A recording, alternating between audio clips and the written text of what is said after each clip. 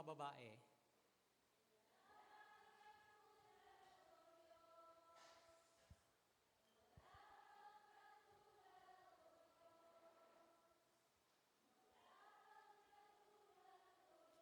Mga lalaki nga, wala kang katulad, O Diyos. Wala kang katulad, O Diyos. Wala kang katulad, O Diyos. Lahat ng mga young people, young professionals, sabay-sabay.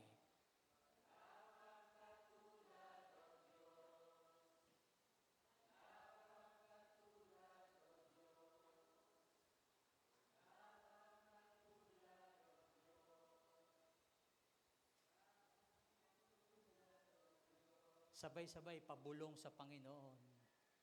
Wala kang katulad, O Diyos. Wala kang katulad, O Diyos.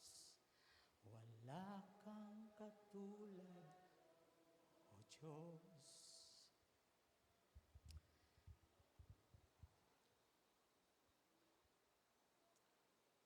Dakila naming Ama, yan ang ibinubulo ngayon ng aming mga puso. Yan ang sinasambit ng aming mga labi.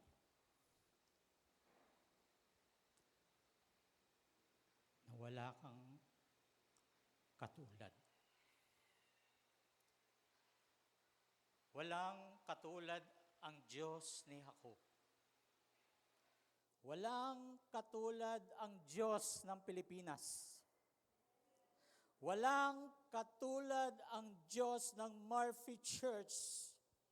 Walang katulad ang Diyos ng Christ to the Philippines. Walang katulad ang Diyos na lumalakad ngayon sa aming kalagitnaan. Ama, minsan pa kami po ay nagpapasalamat. Sapagkat mula sa pagkagising namin, mula sa mahabang pagtulog, muli niyong ibinalik ang aming mga kaluluwa upang mabuhay muli. Ibinalik niyo ang aming hininga upang ikaw ay pasalamatan. Ibinalik niyo ang aming lakas upang ikaw ay sama-sama naming purihin at sambahin sa lugar na ito. Nagpapasalamat po kami, dakilang Diyos, na makapangyarihan, na gumagawa sa aming mga buhay, na pinagmumulan ng aming kalakasan at pangunawa, na nagbibigay sa amin ng napakaraming pribilehiyo at pagkakataon upang makita at maranasan kung gaano kabuti ang Diyos sa aming mga buhay. Nagpapasalamat po kami, Ama, kung kaya sa umagang ito, itinatas ka po namin sa pamamagitan ng aming mga labi na merong pagpupuri, pagkilala sa inyo sa pagtataas ng aming mga kamay na nagsasabi, Panginoon, na muli naming isinusuko ang aming mga buhay sa umagang ito, Panginoon. At wala kaming kinikilalang ibang Diyos maliban sa Diyos na makapangyarihan, na sa amin ay nagpatawad sa aming malalim na mga pagkakasala at sa araw-araw ng aming mga pagkakamali at nagbibigay ng buhay to enjoy new life in Christ. Salamat po, Ama. Salamat po, Banal na Espiritu, sa araw-araw na ginagawa mong gabay o ibinibigay na patnubay sa bawat isa sa amin. Nagpapasalamat po kami sapagkat minsan pang ginather niyo kami sa lugar na ito, Panginoon.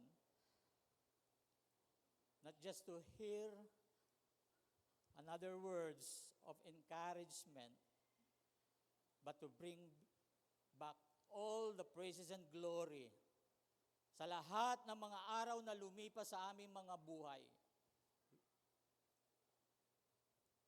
bagamat hindi po naging sapat ang aming mga tinig sa inyo, but we are very humble and thankful to you. Before you, O Lord, God of the heavens, God of providence, we bless you. We glorify you. And we thank you, Lord. At muli, Panginoon, i-occupy niyo po ang lugar na ito. At tulungan niyo po kami, Panginoon, na muli buksan ang aming pangunawa.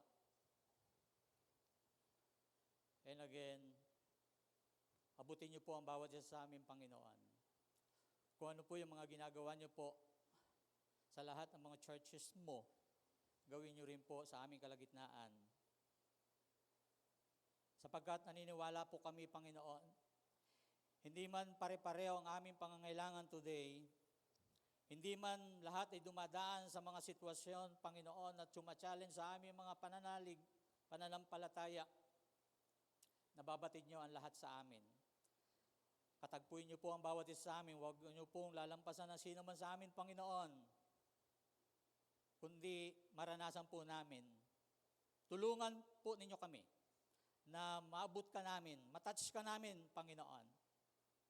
And thank you for your glory today. Bilang isang assurance, Lord, na ikaw po ay kasama namin, even at the last days, O God. Muli, Panginoon, sa inyo lamang po ang lahat ng aming pasasalamat at pagpupuri sa tanging pangalan ng aming Panginoong Hesus. Amen. Amen.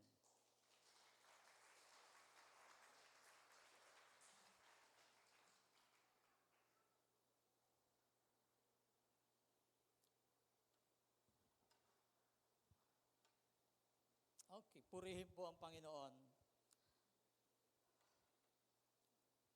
2 weeks ago, or 1 week ago, lahat po tayo ay dumaan sa isang pag-alaala kung saan ay we remembered, we commemorate the Holy Week.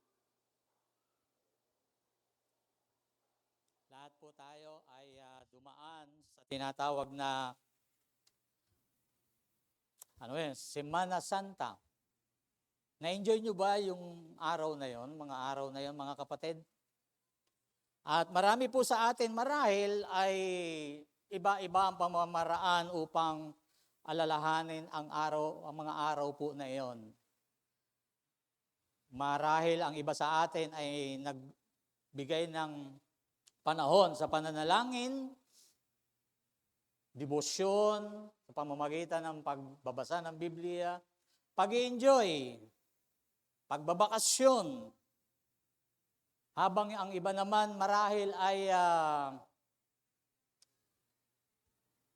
may mga pinagdaraanan na hindi natin nakikita. No? Iba-iba marahil. At siguro may nakapansin din sa inyo bakit parang pang Semana Santa yung reference ko po today. Actually, hindi lang po pang Semana Santa yan. No, every time na tayo magbabasa ng Bible, mababasa po natin yan upang maalala natin ang ginawa ng ating Panginoong Hesus sa ating mga buhay.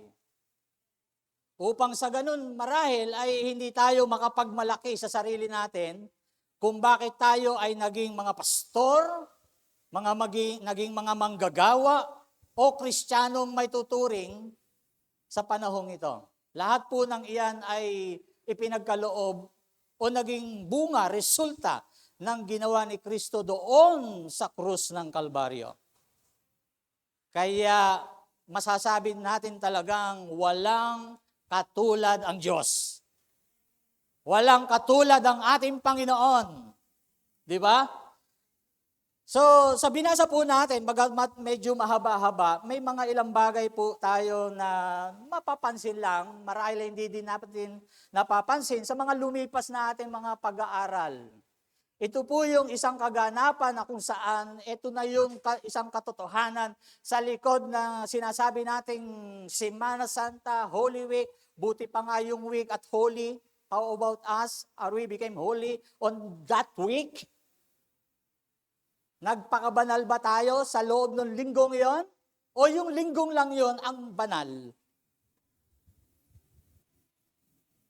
So sa ating pong pagbabasa, at sa ating binasa kanina, bilang na-refresh yung ating mga memory, sa totoo lang, ito yung from verse 26, 27, up to 28, makikita natin, up to the last verses, yung pag-resurrect ng ating Panginoon. But before that, makikita po natin, di ba, doon pa lang sa prayer sa Garden of Gethsemane, pumasok na ang ating Panginoong Jesus sa isang sitwasyon.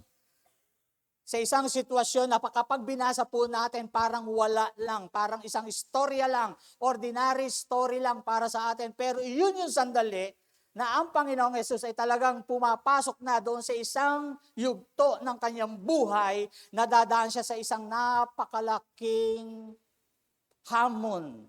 Naalala niyo po yung sinabi ng ating butihing pastor na ang totoo kung bakit siya nagkaroon ng pawis, na tila nag-animoy dugo, yung malalaking butil na tumulo sa kanya habang siya po'y nananalangin, hindi lamang hindi takot na siya'y mamatay or either kasi he was in the flesh at kaya alam niya, naintindihan niya kung ano yung totoong takot na nararamdaman po natin. Pero sa kabila nun, may isa pang sinabi ng buti nating pastor na hindi siya natatakot mamatay, kundi natatakot siya na baka hindi matuloy yung kanyang mission, hindi matuloy yung kalooban ng Diyos. Kasi he was in praying na nagsasabi na, Lord, if it is possible, kung posible lang, Ama, ayaw kong daanan ito, but not my will, but your will be done. So, bilang tao sa mga kapatid, yun po yung panahon na in my personal interpretation, nandun siya sa tinatawag na napakalaking temptation. Yung haharapin na niya yung hamon ng kamatayan. Pumasok na ba tayo? Doon sa yugto ng ating buhay na mismong buhay natin hinahamon na dahil sa pananampalataya at pagsunod natin kay Lord? Ha? Dumating na ba doon sa yugto ng katulad nung ating sinasamba at itinataas sa ating papuri, mga kapatid, dumaan na ba tayo doon sa hamon na ang buhay natin nandoon na? At sinasabi natin, not my will, Father, but your will be done. At ang isa pang napakaganda rito na mapapansin po natin, mga kapatid, doon sa teksto na ating binasa, yung dalawang napako sa krus. Ano makikita natin doon? Yung isa, kinutya ang ating Panginoong Hesus. Bukod sa mga taong nanonood sa Kanya habang naghihirap sa krus, yung mga Pharisees, Sadducees, all the religious leaders mocking the Lord. Iniinsulto nila ang Diyos, ang Panginoong Diyos, ang Panginoong Hesus during that time. Kita niyo itong mga taong ito, masasabi mo pang, na mas masama pa sa dyablo. Bakit? Yung dyablo takot kay Jesus eh. Pero itong mga tao, ito walang takot sa Diyos. Na bagamat nagpakilala na ang ating Panginoong Jesus, bagamat through His signs and wonders, di ba? Nakita nila yung mga may sakit gumagaling, yung lahat ng inaalihan ng masamang espiritu ay napapalaya, nabibigyan ng freedom, spiritual, physical freedom. Pero ganon nila imakeri ang ating Panginoon. Ganon nila laitin si Jesus na nakapako sa krus. Bakit ko nasabing minsan masama ang tao kaysa sa dyablo? I'm not pressing Satan. Hindi ko itinataas ang dyablo, kundi pinapakita ko lang kung gaano kasama ang tao on his time na kung saan naghihirap na, nalalait pa. May mga tao ba ngayon katulad sa ating panahon na naghihirap ng ating kapwa, nanlalait at nilalait pa? Meron pa rin ba? Siguro, from human to human, pero yung nakilala mo, na minsan mong sinundan, kasi may mga tao, except doon sa mga leaders, mga religious leaders, mga kapatid, yung mga taong nakatingin sa kanila, ito yung taong ito na nagsabi na guguhuin, titibagin yung templo at itatayo niya sa loob ng 3 araw. Kung siya ay totoong anak ng Diyos, bumaba siya at kami maniniwala sa Kanya. Di ba yun yung mga nilalaman? Sa harap ng anak ng tao, sa harap ng anak ng Diyos, ang mga taong ito'y walang takot. O sa harap ni Jesus, walang takot sa harapan ng Diyos, nalaitin ang isang naghihirap. Saan tayo kabilang, mga kapatid? Although, na nasa loob ka ng simbahang ito, at kanina lang siguro you join with us singing and praising the Lord, pero saan tayo kabilang? Are we still have the spirit of scribes, Pharisees, and Sadducees? Or are we with those people, mga kapatid, na nagmamakar sa Diyos? Dahil si Jesus, nakita nila, ayaw nilang paniwalaan. Gaano ka-strong ang belief mo kay Jesus? Gaano katibay ang pananalig mo kay Jesus? Katulad kaya ito ng pananalig ng isang lalaki na kasama niya na nakapako doon sa Golgotha? Actually, napakapalad po ng lalaking ito. Itong lalaking ito pumasok sa isang sitwasyon na I think na ito yung right time para sa kanya. I think na ito yung right time para sa isang lalaki na naghihirap just because of his sins, bukod pa roon sa because of his sin, yung kasalanan noon at yung mga kasalanang nagawa niya na naging dahilan kung bakit siya napako doon, he was so much blessed. Kung umabot man sa kamatayan, namatay siya kasama ni Jesus. Di ba? Namatay siya. And he has a strong belief in Christ. Kasi sabi niya, imagine niyo, kaya ako natanong, how strong your faith or believe in Christ? Kasi baka hindi katulad nung ang totoo, liamado tayo, kumbaga sa pagdating sa paniniwala kay Jesus. Bakit? Hindi ho tayo nakapako sa cross. Napakalaya po natin. Di ba? Napakalaya natin. Pero ito, katabi niya, pero inilagak niya yung kanyang paniniwala. Jesus, kapag nag-ahari ka na, alalahanin mo ko. Napakahirap paniwalaan ng isang taong naghihirap kasama niya, na nakapako rin. Ang hirap pagtiwalaan ng buhay mo, imaginein mo, sabi ng tao, alalahanin mo ako, Jesus, pag nag-ahari ka na. Ano ang nakikita ng lalaking ito kay Jesus? Samantala, physically, he was bled, tortured by the Roman soldiers. Tapos ilalagay niya yung pananampalataya niya. Ipagkakatiwala niya yung kaligtasan niya. Naniniwala siya na si Jesus ay hari. Tayo mga kapatid, ganun ba ka-strong ang ating pananalig kay Jesus? At malalaman lang po natin yan mga kapatid kapag tayo ay pumasok sa isang panahon na hindi natin magugustuhan.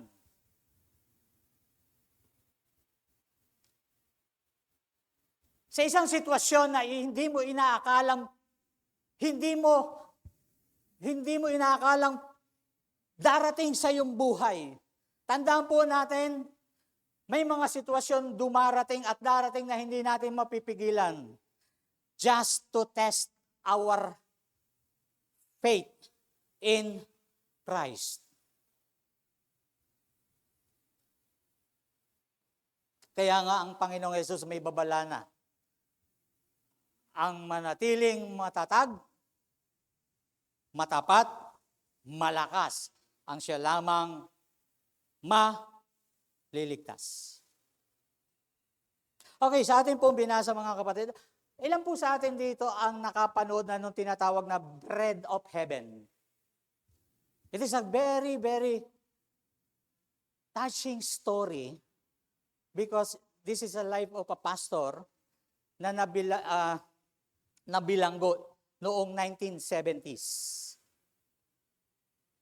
But I challenge you, hindi ko may kukwento ng buo, pero pahapyawan ko lang ang story na ito. The Bread of Heaven. Tapos ang ganda ng kanta niya.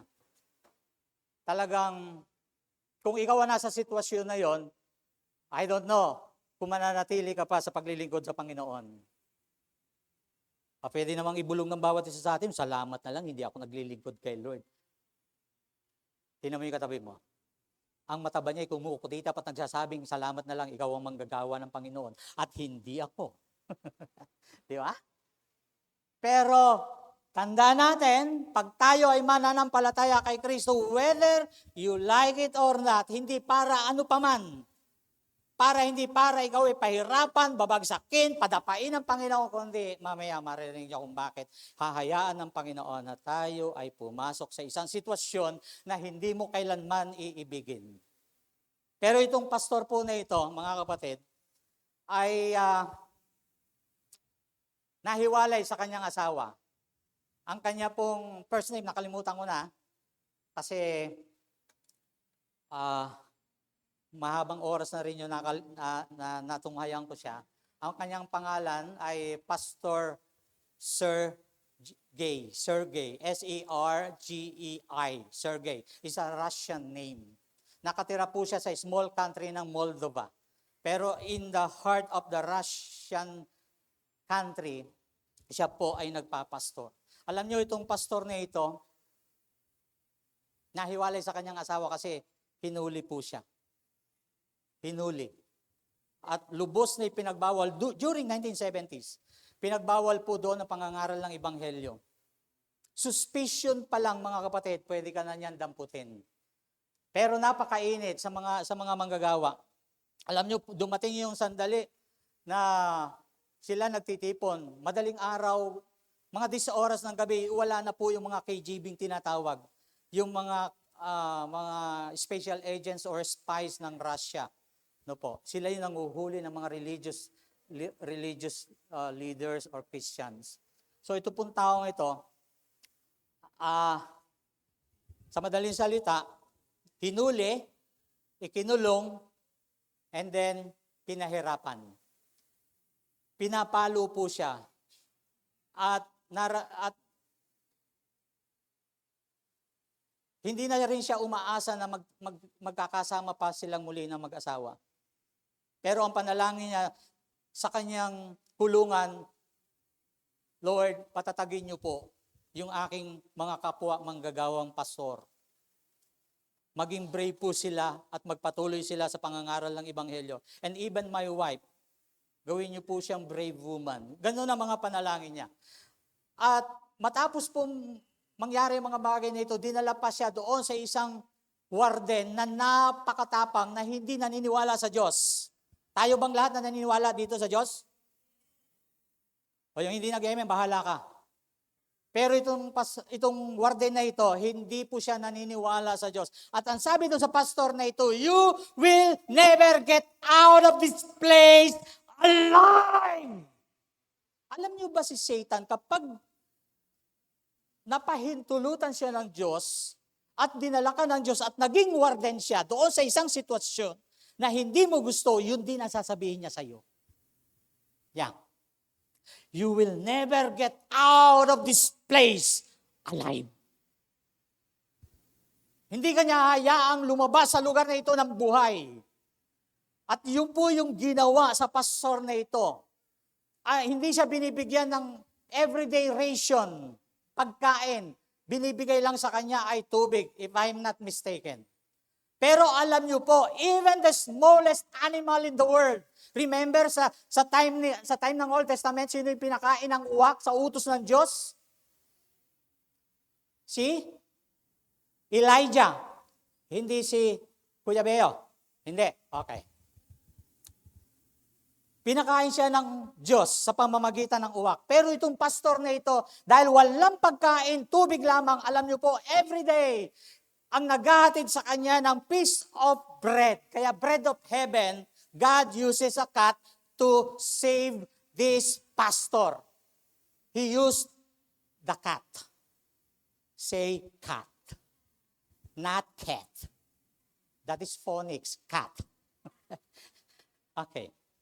Alam niyo po, nagulat itong warden na ito kung bakit buhay pa itong pastor na ito. At alam niyo po, yung pastor, every time na dinadalan siya ng pusa ng tinapay, hindi niya po ito kinakain. Itinatabi niya just to prove that God is able to feed him.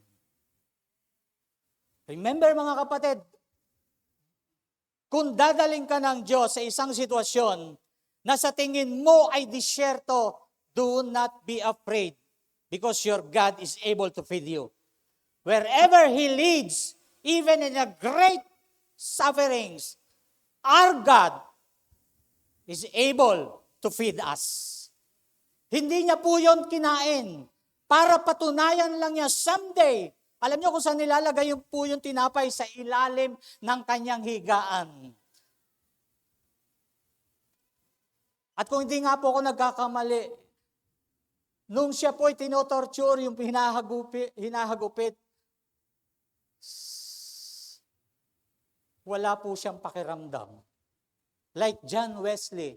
Si John Wesley, hinagupit po pala yan, pero hindi na po pala sila. Tinanggal na ng Lord yung pain sa kanila. Kaya ako naniniwala kung ito-torture po tayo, kayang tanggalin ng Lord yung sakit na pwedeng ibigay ng kapwa sa atin. Kaya ang sabi ng Lord, huwag kayong matakot sa tao, mas matakot kayo sa Diyos. Di ba? Kaya pala nang tanggalin ng Diyos yung pains po natin. If you believe in my God. Pareho ba tayo ng Diyos? Okay, salamat naman. Okay, dito po sa ating binasa. Actually, pinamagatan ko po itong Nisayon. Nagagalit yung nagagalit sa akin. Today lang naman sa palagay ko. Okay lang naman sila. Sabi ko, hindi ko kayo bibigyan ng outline. Naalala ko kasi yung kwento ng ating butihing pastor eh. Pag daw ang pastor nag-aral, ang haba ng preaching, sabi ko, pastor, baka yung iba maniwala, manalangin na, sana hindi nag-aral si pastor, sana hindi nag-aral si pastor. Yung ating butihing pastor, pag nag-preach talaga yan, di ba? Luwa-luwa yung puso natin sa yung pusod para sa gutom, di ba? Kaya panalangin niyo si pastor, huwag mag-aral. Kaya ako hindi nag-aral. Kaya maiksi lang to. Okay lang ba? Okay lang. Ayan, sabi mo sa katabi mo, buti hindi nag-aral si pastor, maiksi lang. Yun ang turo ng butihing pastor natin. Kaya abangan nyo ha, kung ako'y mahaba, malamang nag-aral ako. Pag hindi, wala lang akong outline, bahala kayo. Gusto kong ma-challenge ang inyong pandinig at unawa na ituon nyo ngayon sa Panginoon. Okay ba yon? Okay, ang title po nito, Nisayon. Nisayon. Ang Greek pronunciation po niya is Nisayon. Parang may kapangalan ito dito. Yun, no? Di ba? Meron ba? Yun. Okay. So,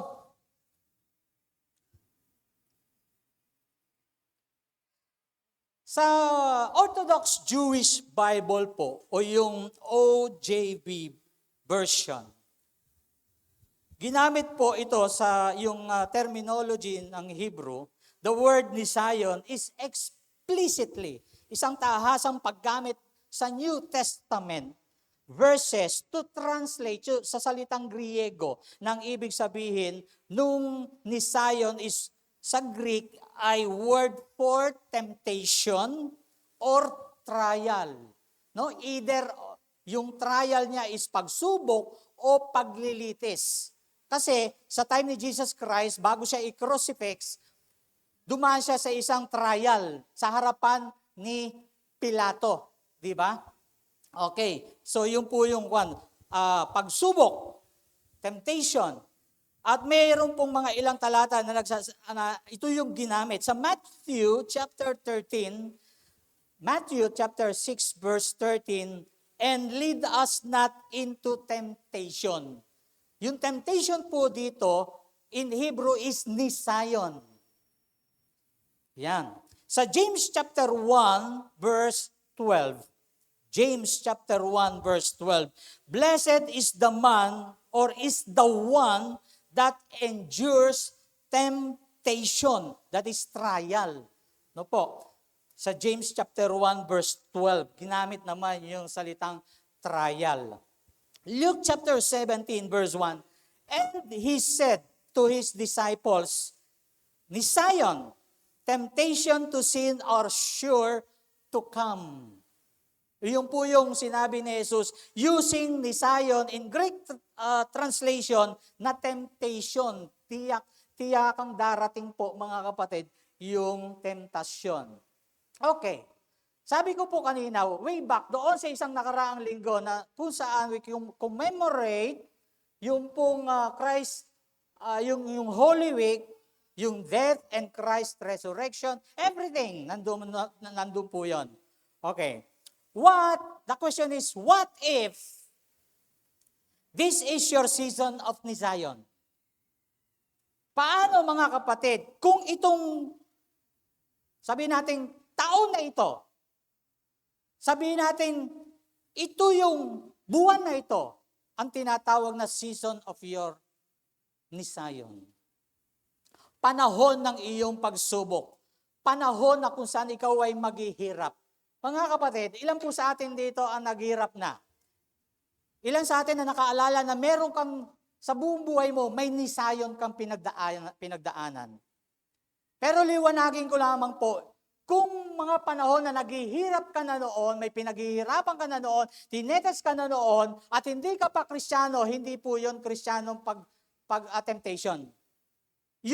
Kung bakit ka naghihirap noon, it is because of your sins. Mga bunga ng kasalanan mo, mga bunga ng pagkakasala mo, mga bunga ng mga panahon na hindi ka pa nananampalataya kay Jesus, or pwedeng mga panahon na nakakarinig ka na ng mabuting balita pero you ignored it, you rejected it, and still naghihirap ang iyong buhay because of those sins and because of your rejection to Christ. Iba po yun. Pero iba yung temptation, iba yung sufferings, iba yung trial mo kapag ikaw ay isang mananampalataya na. Kasi minsan isinasama ng isang tao na noon naghihirap ako, noon ganito, ganyan, baka hindi ka pa Kristiyano noon, bunga na yung kasalanan mo. Hindi yung kasalanan o hindi yung kasama doon sa mananampalataya ka na. Kasi may ibig sabihin ang salitang nisayon. May ibig sabihin ang salitang trial. Kasi may ibig sabihin ang salitang temptation sa isang mananampalataya, sa isang taong malapit sa Diyos.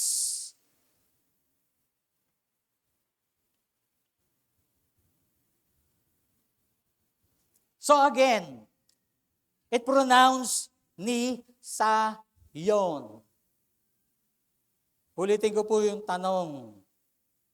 What if this is your season of nisayon? So again, in Hebrew, fundamentally means a test, trial, or temptation, frequently implying a spiritual challenge or ordeal. Yung salitang ordeal, kakilakilabot na karanasan. Okay? Kakilakilabot. Meron ka bang karanasan na tingin mo ay kakilakilabot? Kung wala pa, wala ka pa sa season ng nisayon. Intended to elevate a person's character. So yun po, no? Intended to elevate a person's character. It is also commonly used in modern Hebrew to mean an attempt, effort, or experience. Example po, Baal nisayon, an experienced person. Katulad po ni Pastor Sergey. na kung saan he experienced yung kung paano siya hinuli, kung paano siya pinagbawalan, kung paano siya kinulong, paano siya binugbog. Yung mga karanasan po na yung ng pastor na ito ay hindi niya natutunan through the theology o mga lectures from theology. He learns by experience. Natutunan niya sa pamamagitan ng karanasan. And that is Baal ni Zion, an experienced person. So meron po itong key aspects of ni Zion. Yung tinatawag na root connection. The word stems from the same root as nest, which means a miracle or banner or flag. Ito po, it implies that an Zion or test is an opportunity to elevate oneself or experience a personal miracle. Again, back to Pastor Sergey. Yung natutunan niya sa mga pagbabasa sa theology, ay doon niya na-experience yung miracle, personal miracle niya, na totoo ang Diyos na nagpo-provide kahit sa gitna ng paghihirap, sa gitna ng pagsubok, sapagkat hindi niya ay inaakala o aakalain na matapos siyang hindi bigyan ng pagkain para karapatan niyang mabuhay kahit siya ay nasa kulungan, na-experience niya na ang Diyos ay kayang gumamit ng isang pusa para siya ay pakainin.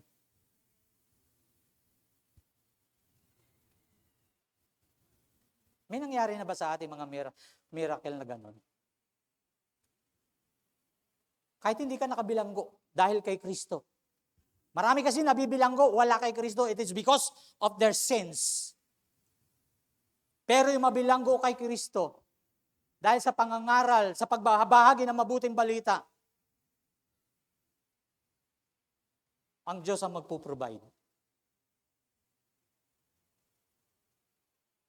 So yung purpose, isa sa aspeto ng ni Zion, yung root connection, and the next is the purpose. In a spiritual context, an Zion is not to make someone fail, but to raise up the individual, testing their faith and strengthening their inner capabilities. So maliwanag po mga kapatid, kung ang kahulugan nito, taken the word ni Zion from the Hebrew text at dinala sa Greek text, mga kapatid, interpreted na tinatawag na trial, temptation. Ang layunin pala nito, mga kapatid, sa buhay po natin ay ites ang ating pananampalataya, palakasin, hindi i-fail tayo, kundi i-raise up tayo during our ni Zion.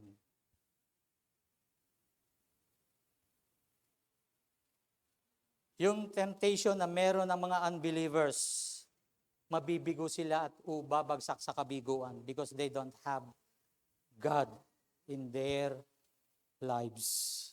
Yun ang difference po natin, mga kapatid.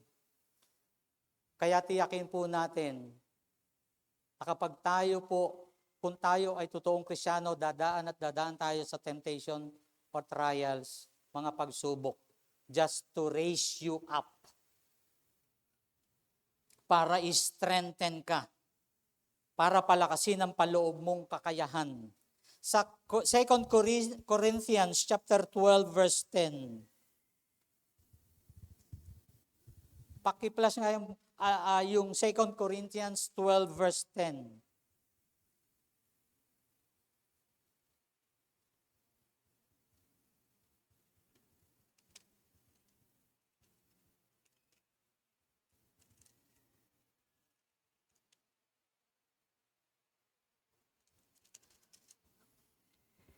Wala yata sa Bible ko ah. Okay, verse 12.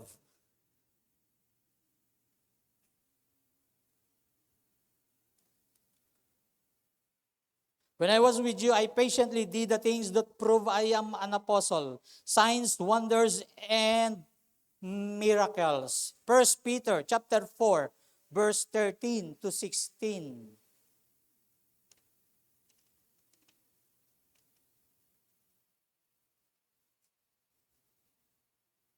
13 to 16. 1 Peter. Sabi po dito, but you should be happy that you are sharing in the sufferings of Christ. You will be happy and full of joy when His great power is shown to the world. When people say bad things to you because you follow Christ, consider it a blessing. When that happens, it shows that God's Spirit, the Spirit of glory, is with you. You may suffer, but don't let it be because you murder, steal, make trouble, or try to comfort other people's lives. But if you suffer for being a Christian, don't be ashamed. You should praise God for that name. See?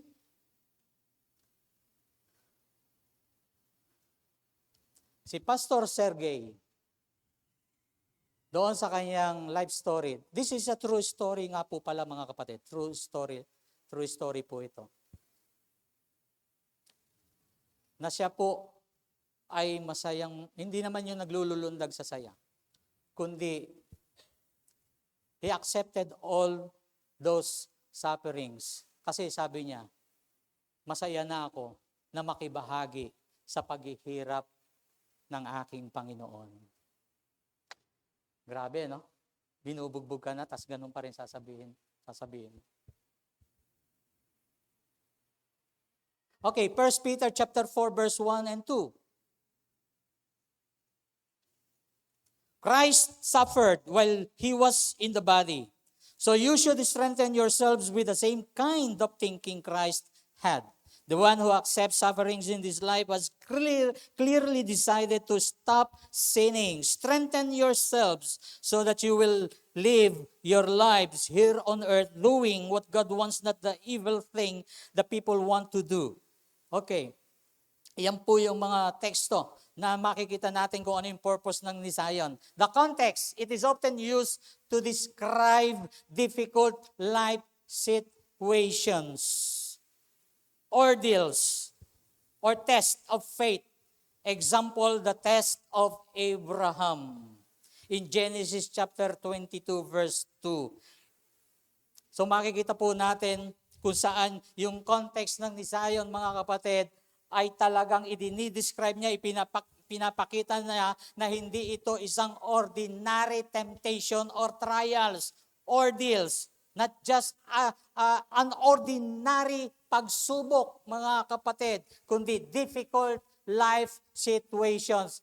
Ako po, sa observation ko sa ating mga maraming Kristiyano, they enjoyed life being a Christians, believers, o what so-called. Kasi naniniwala ako ngayon na dumarating at darating yung panahon na dadaan ka sa isang sitwasyon. Life difficult situations. Just to prove kung ang iyong pananampalataya ay maging katulad ng ginto. Gusto ng Panginoon, ako naniniwala, gusto ng Diyos na lahat ng aakyat sa langit ay nilinang ng maraming difficult life situation dito sa lupa para pag-aakyat, sasabihin ng anak, sasabihin sa kanyang ama, Ama, ito ang mga iniligtas ko.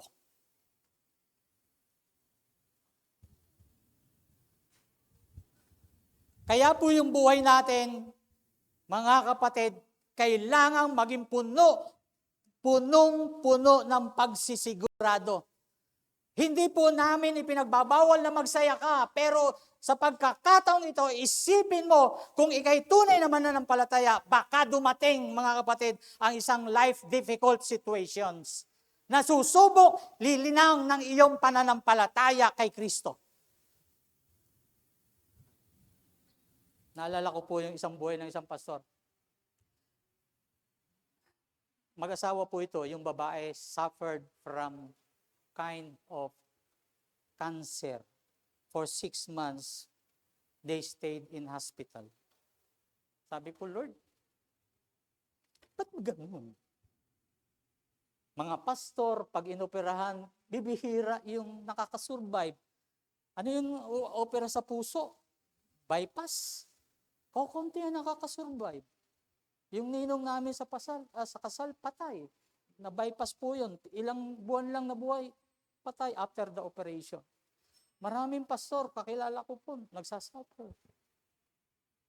Tapos, pag hindi yung mismong pastor, yung asawa, nagsasuffer sa iba't ibang klase ng cancer. Parang pag inisip mo, nakakatakot, di ba?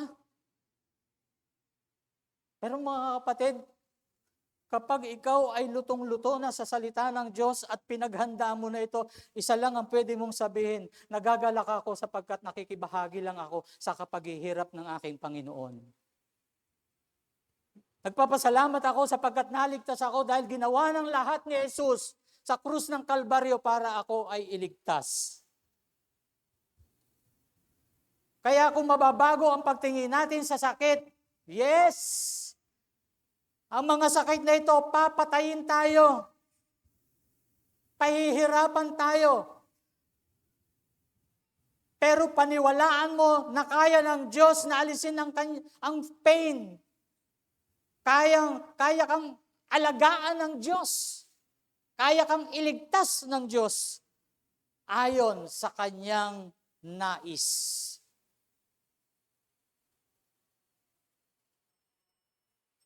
Pwedeng, sige lang, magsaya ka. Pero wag mong alisin sa isipan mo, time will come. Dadaan ka, lalakad ka sa isang life difficult situation. Na hindi susubukin ang pananalapi mo, hindi susubukin yung kakayahan ng pera mo, kundi susubukin ang tatag ng iyong pananampalataya sa Diyos. Hindi susubukin ang pinagtapusan mo. Susubukin kung gaano mo masasabi sa harapan ng Panginoon. Habang nagsasuffer ka at sasabihin mo with a smile in your face, I am happy to serve my King. So ano yung matbigat na nisayon ni Abraham? Actually, the next is yung plural form ng nisayon. The plural form, nisyonot, in the life of Abraham. Napakarami pong test na pinagdaanan ni Abraham. At isa sa pinakamabigat dito, mga kapatid, meron siyang isang asawa na palatawa. Di ba? Si Sarai. At isa sa mabigat pa rin pagsubok sa kanya, yung ihandog ang kanyang isa-isang anak na sinabi ng Diyos, dito magmumula ang isang malaking bansa. Pagkatapos ng ilang araw, sasabihin ng Diyos, Abraham, pumunta ka doon sa bundok na sasabihin ko at doon ihandog mo ang iyong nag-iisang anak. Nararamdaman niyo ba habang naglalakad si Abraham? Kasama yung nag-iisang anak na pinangakuan ng Diyos, na sa anak ko, sabi mo, Lord, dito mag-uumpisa, dito magmumula sa isa kong anak ang isang malaking bansa. Ngayon sinasabi mo, dalhin ko sa bundok na iyon at iaalay ko sa iyo bilang handog. Alam niyo ba yung bigat ng pangapaa? Huwag nating sabihin na obedient talaga si Abraham. Yes, he is a man of obedience. He is a man of faith. But huwag mong kalimutan, Abraham is just a human.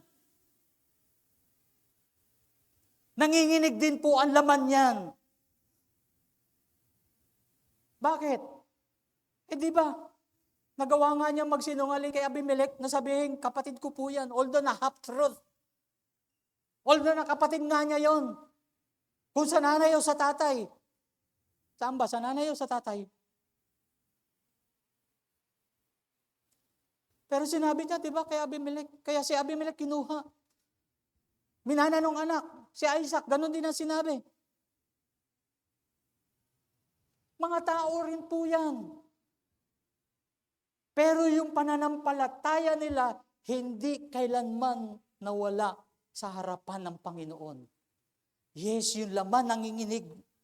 Pero yung faith nila, andun, ganun ka-strong. Kasi maraming beses na rin nilang nakita ang miracles ng Diyos. Tayo mga kapatid, how many miracles and wonders sa buhay natin ang nakita na natin na ginawa ng Diyos sa buhay natin?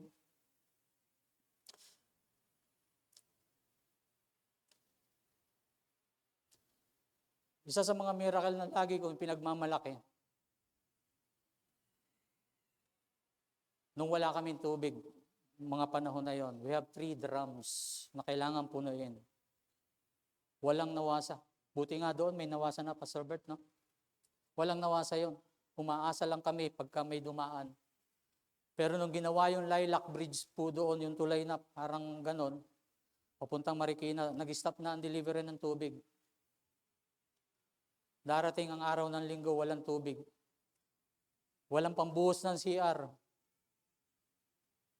Hindi alintana ng mga miyembro, wala sila yung pambubuhos sa CR. Pero dumarating sila, laging puno po yun. I don't know why. Pero one time, sabi ko, Lord, wala kaming tubig. At ang araw, napakatirik. 12 o'clock noon. 12 o'clock. Noon time. Walang alapaap. Ni gasuntok na alapaap, wala. Walang miracle. Sabi ko, Lord, wala po kaming tubig. Walang delivery, walang dumadaan. Paano kami kukuha ng tubig?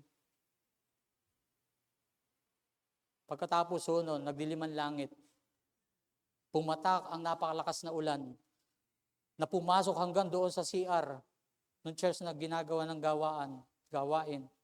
Napakalinaw na tubig, hindi po naging malabo yung tubig na yon. Nakita ng asawa ko yon. Pinuno namin yung mga drums hanggang sa CR, pinuno namin, and then the rain stopped. Ganon gumawa ang Diyos. Hindi siya nauli, hindi siya nauna. If you ask, God will supply. Remember, our God is a God of providence. Hallelujah. Pwede bang palakpakan natin ang Diyos?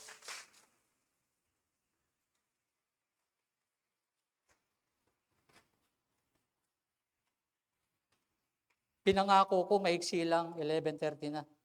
Sa Fourth Sunday na lang uli. Okay lang po. O tutuloy ko na. Taas nga po ang kamay kung tutuloy ko. Kasi nahiya po ako dahil sabi ko maiksi. O sige, permiso ha.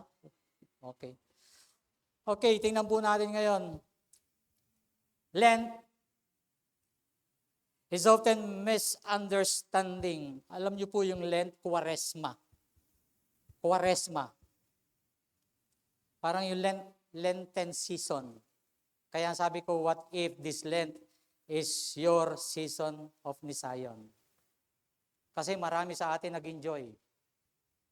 Pero kung isipin natin, what if this Lent season is your Nisayon? Okay, Lent is often misunderstood bilang isang imbensyon, mga kapatid, ng simbahan noong bandang huli. Isang panahon na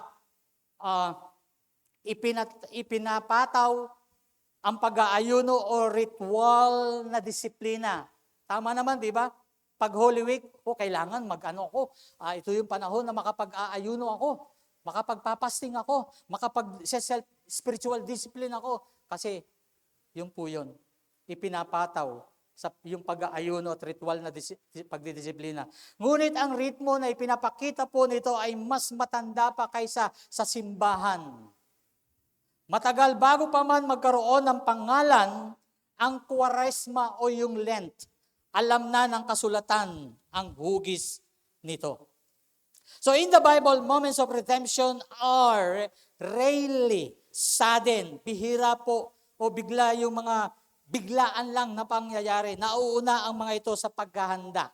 Okay? God does not rush transformation, but He prepares people for it. Kadalasan po sa pamamagitan ng paglayo sa kanila mula sa ingay, pamilyaridad at seguridad.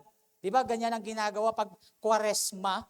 Lalayo ka, gusto mo, doon sa matahimik na lugar, lalayo ka muna sa pamilya mo, sa mga maiingay, kung saan yung mga pamilyar na bagay, lugar. Ayun, gusto mo mag-solo ka. But the Hebrew Bible repeatedly places preparation in the midbar. Midbar. Ano pong ibig sabihin ng midbar? Sa Bible po yun sa Hebrew Bible, paulit-ulit na yung lugar ay bilang isang lugar ng paghahanda. Ano po yung lugar na ito? Yung midbar is the wilderness, desert, or uninhabited land. Ito yung mga lugar na sa Biblia ay lugar na kung saan ay masasabing isang lugar na paghahanda, isang lugar na doon ka dadalhin dahil yun. Okay? So it represents a place of silence where one can hear God's voice as well as a symbolic space for testing and refinement. Kaya pala mga kapatid, in the midbar, Israel is removed from Egypt not only geographically or wilderness, but inwardly. Pag dinala ka doon sa lugar na yon, hindi ka lang pala doon hinuhubog, doon sa literal or physical midbar, kundi maging ang loob mo kasama. Kasama. Ang mga lumang mga pagtitiwala ay hindi na natututunan.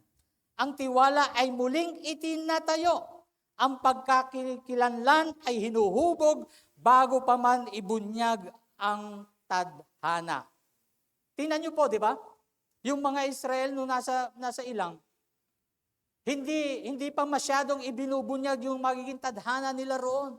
Yung kanilang fortune. Yun.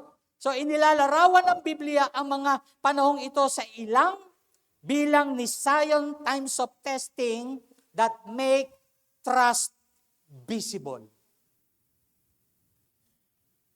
Inilalarawan po ng Biblia ang mga panahong ito sa ilang bilang Nisayon. Kaya wag na po tayong magtatanong bakit ang Israel ay nasa ilang. May ginagawa pala ang Diyos. May purpose ang Diyos. Tayo rin marahil mga kapatid, minsan, hindi lang natin alintana na meron din tayong ilang bilang Nisayon. Mga wilderness. Kailangan lang nating makita. So, hindi po ito mga minamadaling sandali, kundi mahabang panahon kung saan inihahanda ng Diyos ang kanyang mga tao para sa susunod na mangyayari. Now, kung wala tayong ilang as Nisayon, ito kayang mga nararanasan natin today. Salamat po sa Diyos hanggang na sinabi ng gobyerno na up to April 15, naka-freeze ang lahat ng mga basic commodities o mga bilihin. Praise the Lord! Alam niyo ho ba ang chicken ngayon sa Marikina Market? Kung magkano? Pinakamababa is 135. So bago mag-April 18, bumili ka na. Oh, 135 na eh. Eh baka after April 15, hindi natin alam kung magkano ang presyo. Alam niyo naman ang mga tawag dito, mga businessman, di ba? Oh. So salamat sa Panginoon. Kung ito ang wilderness po natin mga kapatid, may paghahanda lang ang Diyos sa buhay natin sa susunod na mangyari. Paano? Matapos yung tinatawag na ceasefire. May alam ba tayo? Alam ba ng gobyerno natin? Alam ba ng both ng Amerika at ng Iran kung ano magiging udyok sa kanila after the ceasefire? Alam ba ng buong mundo after the ceasefire kung ano ang pwedeng mangyari? Mga kapatid, bilang Kristiyano, it could be or maybe this war is our Nisayon. Inihahanda lang tayo ng Diyos sa susunod na pwedeng mangyari. Hindi lang po puro pagsasaya. Mga kapatid, bilang Kristiyano, oo, may kanta kami nung araw, kami mga nauna sa inyo. Ang buhay ng Kristiyano ay masayang tunay, pakpak, masayang tunay, pakpak, palakpak. Di ba?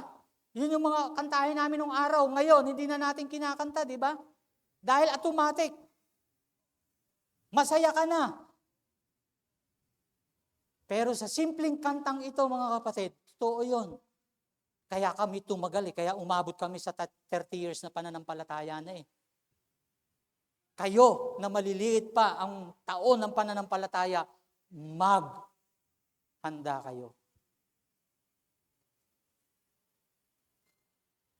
Maging sensitibo tayo sa susunod na mangyayari. That is why Scripture so often marks them with 40 days or 40 years. Like for example, si Moses remains 40 days on the mountain before covenant is sealed. Remember the story? Na apat na pong gabi o araw na siya ay nasa bundok, kinakausap ng Diyos, bago selyuhan yung covenant, nag-stay si Moses doon. O, kita nyo, habang siya'y nag-stay, yung mga walang pakialam doon, nagpaparty-party. 40 days din silang nagpaparty-party na may ibang Diyos. Ilan dito yung time ng Kwaresma, nagparty-party, sagana-sagana talaga. O, nag-Bible study, kamusta yung Korean story? Okay, share. Sinong bida? Anong story ng tinakbo ng Korean novela?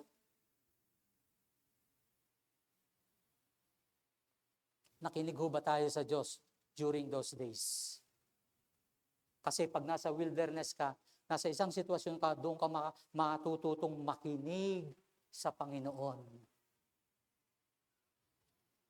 Elijah works 40 days into the wilderness before encountering God in stillness. Kita niyo po yun? 40 days ang inilagi niya sa wilderness.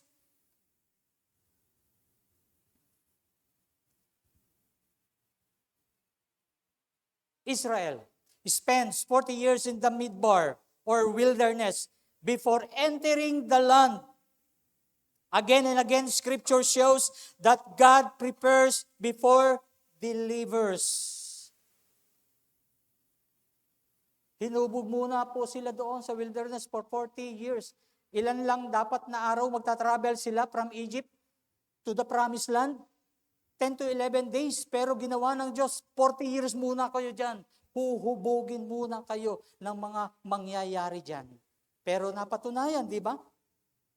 Kaya ang Diyos, hindi man niya gusto, 20 years pababa, yun lang ang pumasok. Pero yung mga matatanda na galing sa Egypt, lahat patay.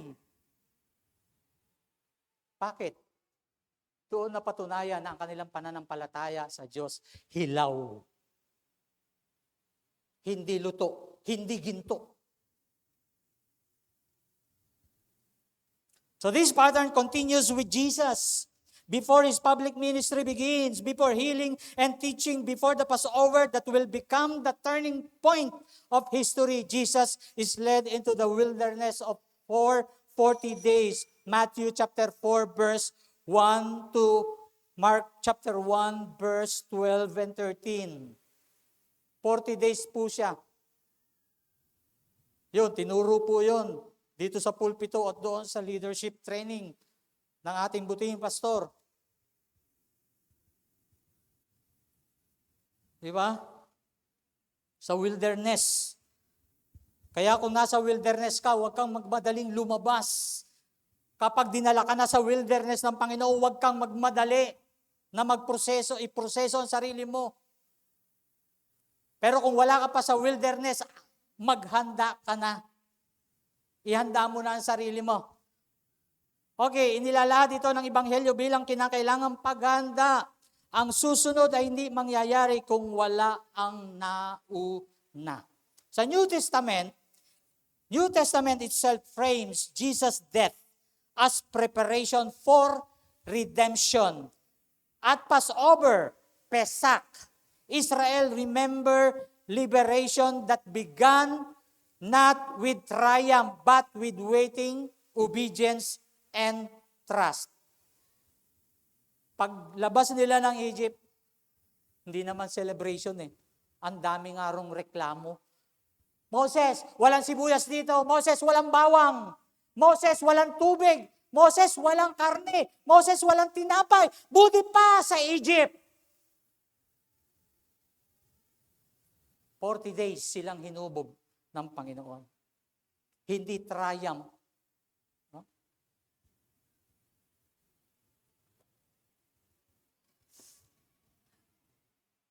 Panahon ng paghihintay, pagsunod, at pagtitiwala. Kung kaming mga pastor ay ginagamit ng Panginoon para hubugin ang inyong pagsunod sa Diyos at hindi kayo makinig sa mga pastor, Diyos na ang magdadala sa inyo sa wilderness. At hindi na po namin ikagugulat yan. Kung may mga kapatid tayo na naririto ngayon at dalhin ng Diyos sa kanyang wilderness para maturuan ng pagsunod, you and God na lang. So tandaan na po natin, ang huling linggo ni Jesus ay sumusunod sa parehong ritmo ng Biblia. Merong withdrawal, merong pag-atras, pagsunod, pagsubok, at saka lamang ang paglaya. So, in this way, mga kapatid, ang Kwaresma or Lent ay sumasalamin sa isang katotohanan sa Biblia. Bago dalhin ng Diyos ang kalayaan, inihahanda niya ang puso. Kung magrarapture at this moment, handa ba ang ating puso?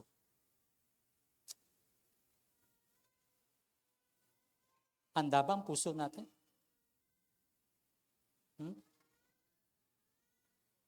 Me? I do not know. I do not know. Hindi ako nagdadaw sa salvation ko. Pero at this moment, I do not know. Honestly. But my question is the same. Are you ready for the rapture?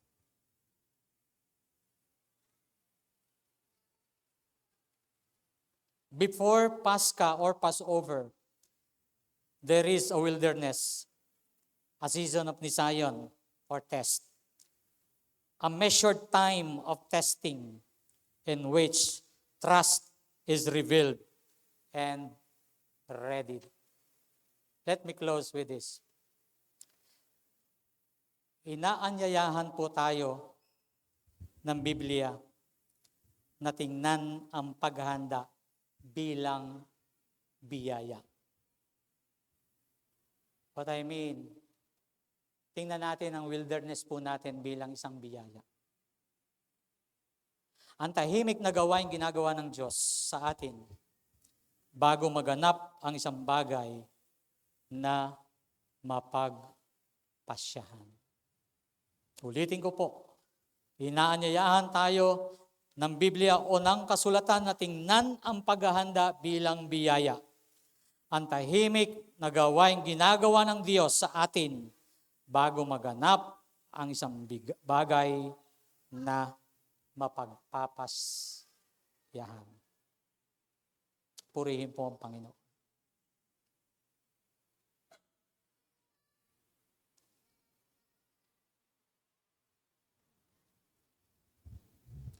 Bago po tayo manalangin, I don't know kung kayang tugtugin ito. Blessed, you know the songs Blessed Assurance? Sige, kung hindi nyo alam, tayo na lang kayo. Pero kung merong may alam, kantahin ko na lang, pwede kayong sumabay. This is a very good song. Pakinggan nyo na lang kung kaya nyo, makikinig nyo,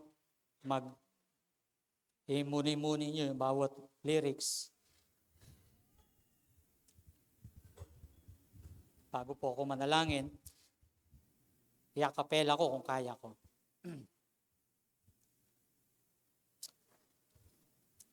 Blessed assurance, Jesus is mine. Oh, what a foretaste of glory divine, heir of salvation, purchase of God, born of His Spirit, washed in His blood. This is my story, this is my song, praising my Savior all the day long. This is my story, this is my song, praising my Savior all the day long. Perfect submission, perfect delight, visions of rapture now burst on my sight. Angels descending, bring from above echoes of mercy, whispers of love. This is my story, this is my song, praising my Savior all the day long. This is my story, this is my song, praising my Savior all day long. Perfect submission, all is at rest. I in my Savior, happy and blessed, watching and waiting, looking above, filled with His goodness, lost in His love. This is my story, this is my song, praising my Savior all the day long. This is my story, this is my song, praising my Savior all the day long.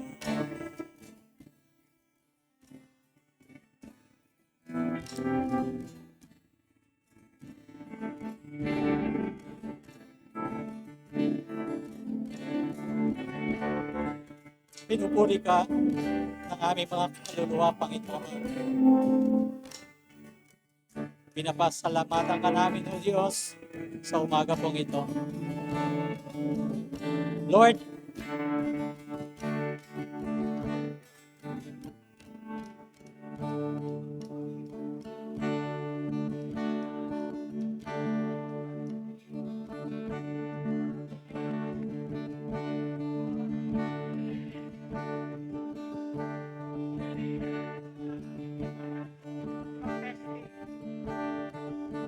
baka po merong dumaraan sa mga pagsubok, sa mga trials.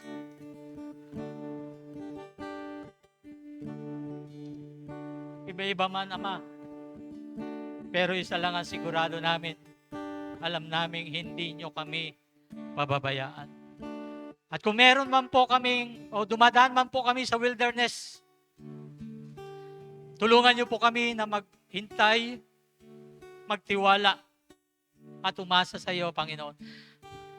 Sa wilderness na pinagdaraanan namin, mabuo yung buong buo na pagtitiwala namin sa iyo.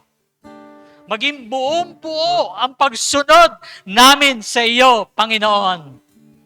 At kung marami pa rin po sa amin na wala sa mga wilderness, Panginoon, paalala niyo po sa kanila.